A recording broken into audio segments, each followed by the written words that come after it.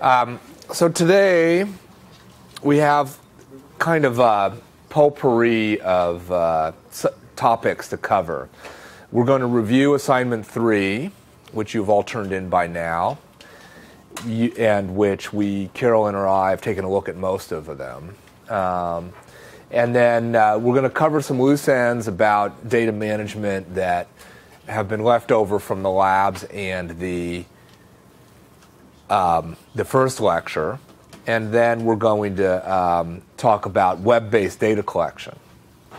The housekeeping is next week. We have database demos with advice for assignment 4.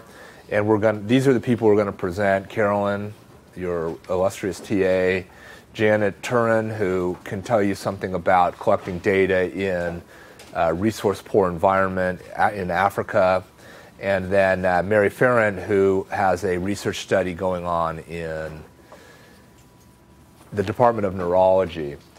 The other possibility is I may talk a little bit about the very first study I did and the data management I did for that, since a lot of you are in the boat that I was in when I did my first study. Assignment 4 is due February 16th, and please try to return your Microsoft Access, the Learn Microsoft Access CD, in case we decide to use it again next year. So now we're going to start by reviewing assignment 3. That was an assignment about exporting and analyzing data. And do you remember that the assignment was determine if neonatal jaundice was associated with 5-year IQ scores and create a table, figure, or paragraph appropriate for the results section of a manuscript summarizing the association. And then you had a extra credit, which had to do with assessing how good the inter-rater reliability in the IQ exam was. So this is the answer. Of the infants with neonatal jaundice, 149 had IQ tests at age 5, and without neonatal jaundice, 248 had IQ tests. The mean score was significantly higher in the jaundice group, 111.5 versus 101.4. The difference is 10.1 with this 95% confidence interval, which excludes 0. And the p-value was less than 0.0001. So there are a lot of, you could answer the question with what is this, a 2-sentence paragraph like this. You could answer it with a table like this, where you have jaundice and no jaundice in the rows, and then the n and the mean and standard deviation in the columns. Or this is the way that it's frequently done, because frequently you're looking at multiple outcomes besides just the one outcome, which is the mean IQ score here. And so if you do it in columns like this, you can list all your outcomes in the rows. And that is, in fact, how it was done in the real paper, reporting the results of the study on which this hypothetical study is based. So in the real study, there were 162 patients in the non-jaundice group and 81 in the jaundice group. And the mean score was 105.9 in the jaundice group and 104 in the control group. The difference was 1.4. This is the confidence interval around the difference, and this is the p-value. So that is not a statistically significant difference. Certainly, this difference of 1.4 higher in the jaundice group is explicable by random variation or chance. I don't think any of you actually tried to submit something like this as your assignment 3, which is good because this is not suitable for publication. And then what we needed to see was that some people didn't report group sizes, but you have to do that. Some of you didn't report anything about the sample size. Some of you reported that the sample size was 397, which is the sum of these two things, but didn't say how they broke down between the two groups. But you need to talk about the group sizes. Then an indication of the effect size, so you could report both means or the difference between them. You need to get the direction of the effect right, and I think everybody did. I don't think anybody reported that the non-jaundiced group did better than the jaundiced group. in terms of IQ. And we have seen that in past years. And then you needed some kind of indication of variability. In my mind, the ideal thing would be to report the sample standard deviations for the groups, the difference in the means with a confidence interval around that difference, and a p-value. If you look at how it was actually reported in the real data, the one thing that's missing here of those things is they did not report the standard deviation in the group, okay, the sample standard deviation in the groups.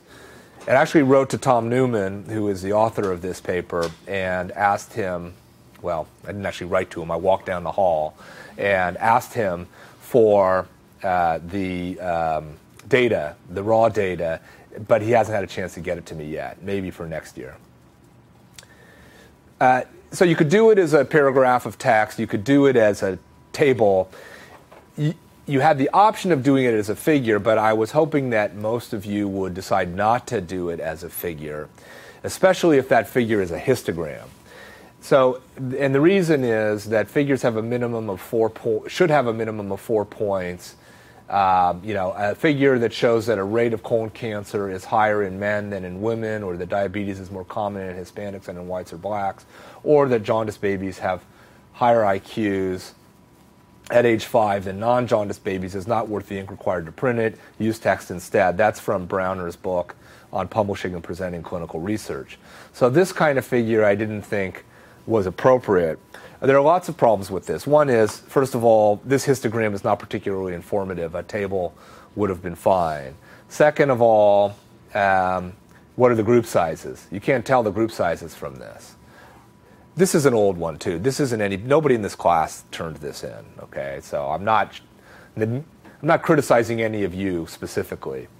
In terms of variability in the groups, it's not clear what this bar means. I think it must be standard deviation within the group. And it's cut off at 50, which makes this group had to have a proportionally higher IQ than it really does relative to this group. This is a very similar one, and these error bars must be standard errors of the mean. And they're cut off at 60, and there's nothing about group sizes. Here's one where the cutoff is at 96, so it looks like the jaundice babies had 3 times the IQ of the no jaundice babies. And this one also doesn't have group sizes, but at least they give you standard deviation within the groups and a p-value. Also, this uses this 3-dimensional effect. And, I mean, in that case, it's just an effect, but even when you're actually graphing something in 3 dimensions, it can be a little confusing for the reader. Here's one which Mark Pletcher has allowed me to identify with him. When he took this course many years ago, this was what he turned in. And, it does start at 0, but it's pretty ugly. And, I don't know that this picture is worth 1,000 words. I think this picture is worth about 10 words. Or maybe fewer, because basically it says IQ was higher in the jaundice group than in the non-jaundice group, and that's about all you get out of this.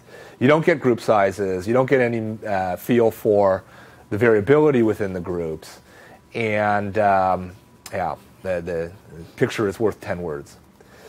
Now, if you are going to do a figure, and many of you did this, a box plot is the right figure to do. And so some of you did box plots, and I think that is the right figure to do. The problem with the box plots in at least the ones that Stata makes is that you can't tell group sizes, because there are some box plots, some programs where the size of the box is dependent on the sample size in that group. But here, these box plots don't tell you anything about the fact that the jaundice group was smaller than the non-jaundice group.